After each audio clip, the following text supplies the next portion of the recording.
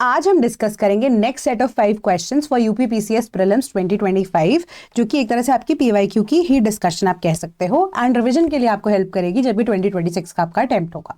ठीक है, तो let's begin. Next set of questions क्या कह रहे हैं कि with reference to silver articles which of the following statements are correct.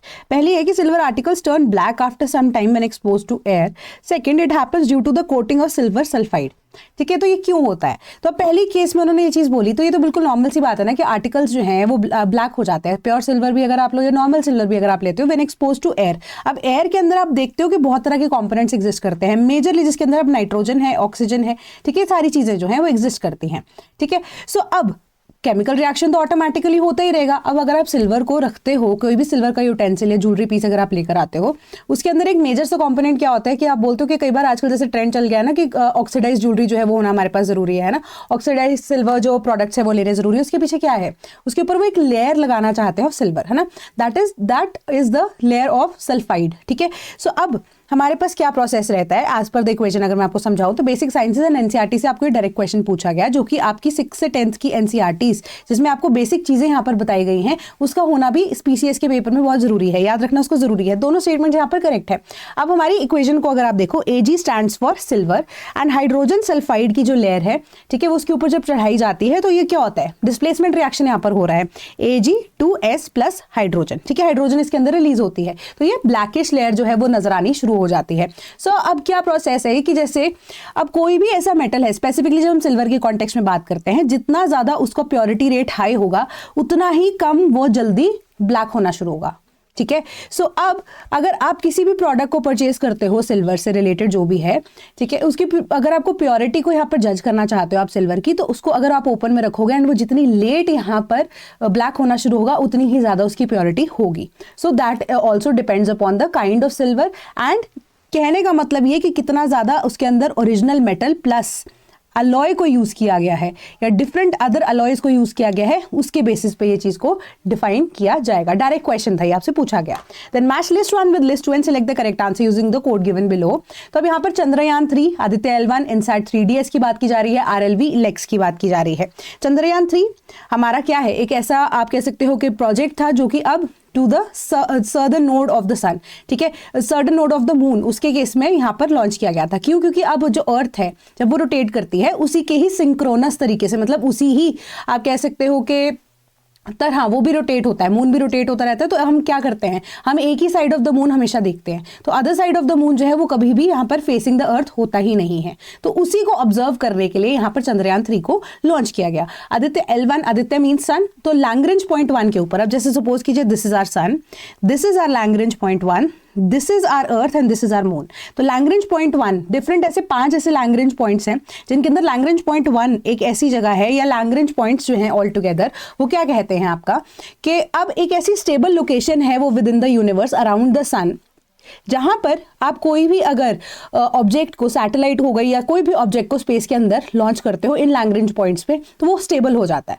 ठीक है, तो किसी की भी ग्रेविटी, अब यहाँ पर 3 हमारे पास सेलेस्टियल बॉडीज हैं, ठीक है, तो इनकी ग्रेविटी जो है यहाँ पर इस पॉइंट के ऊपर न्यूट्रल होगी। प्लस दूसरी चीज ये है L1 की वजह से कि अब मून यहाँ पर रोटेट कर रहा है, अर्थ यहाँ पर एग्जिस्ट करती है, तो एक अनइंटरप्टेड जो व्यू है सन का वो हमेशा आता रहेगा।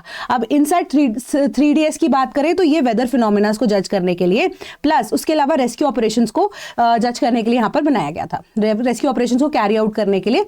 अब जो भी इंफॉर्मेशन है वो इस सैटेलाइट के थ्रू आती है। RLX लेक्स 1 की जब हम बात कर रहे हैं, वो एक तरह से re entry vehicle and multiple times एक ही व्हीकल को, लॉन्च व्हीकल को यूज किया जा सकता है, नहीं किया जा सकता, उसी के पर्सपेक्टिव से यहाँ पर बनाया गया था। तो ये अभी सिर्फ और सिर्फ पायलट रन के बेसिस पे इस पे काम किया गया था। तो करेक्ट आंसर इसके अकॉर्डिंग यहाँ पर क्या बनना चाहिए आपको? ऑप्शन नंबर बी, ठीक है, 3124 कि चंद्रयान 3 2 सितंबर के अकॉर्डिंगली अगर आप देखो, चंद्रयान 3 14 जुलाई 2023 को लॉन्च हुआ था, एंड देन आदित्य L1 की जब हम बात कर रहे हैं वो 2 सितंबर 2023 को लॉन्च हुआ था। इनसैट 3DS की जब बात करें तो वो लॉन्च हुआ था 17 फरवरी को, एंड जो लेक्स 01 है वो 2 अप्रैल, बिल्कुल आपको करेक्ट यहाँ पर मार्क करके दिया हुआ था। तो ये ऐसे क्वेश्चंस हैं, अगर आपको आते हो बहुत बढ़िया है, नहीं आते तो आई थिंक आपको इनको अटेम्प्ट नहीं करना चाहिए, क्योंकि ये बाउंसर क्वेश्चंस ही हैं। आपको एक्स्ट्रा मार्क्स भी दिला सकते हैं, बट आपके नंबर कटने के चांसेस यहाँ पर ज्यादा हो जाते हैं। देन अगर देखते हैं आपका फिर से मैच द फॉलोइंग वाला नंबर है। अब ये डायरेक्ट क्वेश्चन है, seats, number of seats in Rajya Sabha. अब ये क्वेश्चन भी एक तरह से क्या है, बाउंसर क्वेश्चन है। बहुत ही ज्यादा श्योर हो, मतलब 110% श्योर हो तो ही इसको अटेम्प्ट कीजिएगा, अदरवाइज ऐसे क्वेश्चंस को आप छोड़ सकते हो। तो डायरेक्ट अटेम्प्ट के बेसिस पे अगर आप यहाँ पर देखना चाहो तो राज्यसभा की जो नंबर ऑफ सीट्स है, राज्यसभा हमारा अपर हाउस है ना, अपर हाउस है जो कि परमानेंट हाउस है। अब हमें पता है कि 1/3 of the members retire after every 2 years, है ना, तो 6 ईयर का टोटल टेन्योर होता है एक राज्यसभा मेंबर का, एवरीथिंग, ये सारी चीजें यहाँ पर एग्जिस्ट करती हैं। तो महाराष्ट्र, कर्नाटका, बिहार या तमिलनाडु के कॉन्टेक्स्ट में जब हम बात कर रहे हैं तो डायरेक्ट नंबर यहाँ पर आपके अकॉर्डिंगली इसका करेक्ट आंसर यहाँ पर बनना चाहिए था 3412। कैसे, महाराष्ट्र जो है 19 नंबर ऑफ सीट्स, 4 यहाँ पर बिहार के केस में अगर आप देखो, कर्नाटका के केस में देखो तो 12 नंबर ऑफ सीट्स है यहाँ पर, बिहार की 1 आती है 16 एंड तमिलनाडु की 18। ठीक है, तो इसमें तो कुछ यहाँ पर पढ़ने की जरूरत थी नहीं नंबर ऑफ सीट्स की जब हम बात करें, बट आपको एक्स्ट्रा इन्फॉर्मेशन के तौर पे बताया गया है कि states with the maximum number of seats, क्योंकि बेस्ड ऑन पॉपुलेशन होता है ये। तो उत्तर प्रदेश 31, महाराष्ट्र 19, तमिलनाडु 18, वेस्ट बंगाल 16 एंड बिहार 16। ठीक है, तो ये आपका करेक्ट आंसर बन रहा है।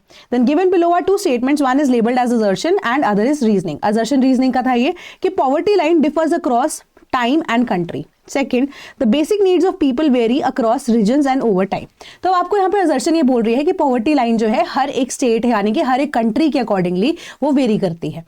अब दूसरी स्टेटमेंट कह रही है कि जो हर एक कंट्री के अंदर, हर एक रीजन के अंदर, हर एक व्यक्ति की बेसिक नीड जो है वो डिपेंड करती है कि क्या है, ओवर टाइम वो चेंज भी होती रहती है।